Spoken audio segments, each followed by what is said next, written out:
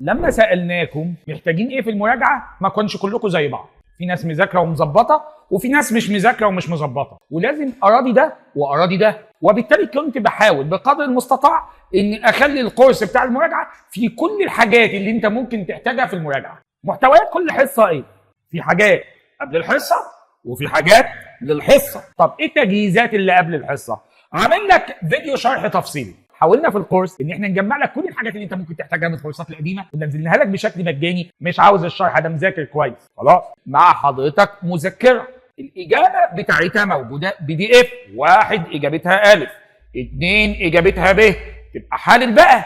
موجود. احلى حاجه في المذكره ان كل نقطه في المنهج عليها سؤال واثنين وثلاثه واربعه. طب افرض وانا بحل السؤال رقم 7 لقيت اجابته ب وانا مش عارف ليه، اسال مين انا بقى؟ عملت لك حل صوتي. كل سؤال هتتك على السؤال رقم 7 هتطلع لك اجابه السؤال رقم 7 صوت، عشان كاني مقعدك جنبي كده اقول لك حل وشوف اللي واقف معاك قول لي عليه. ده هو واقف معايا تك تلاقيني برد عليك على طول. جيت لك الحصه او هبدا اسمع الحصه وذاكرت لك الحته اللي انت قايل لي عليها وانا مش ضمني ان انت مذاكر، بعمل لك امتحان صغير. الهدف ان انا اعرف انت مجهز نفسك ولا لا، لان انا هخش في تفاصيل في المراجعه اضمن ان انت عندك المبادئ الاساسيه اللي تقدر تخليك تسمع الباقي. مش ان هو بيقيمك الامتحان ده علشان يضمن لي ان انت قاري الموضوع. دي اول حاجه.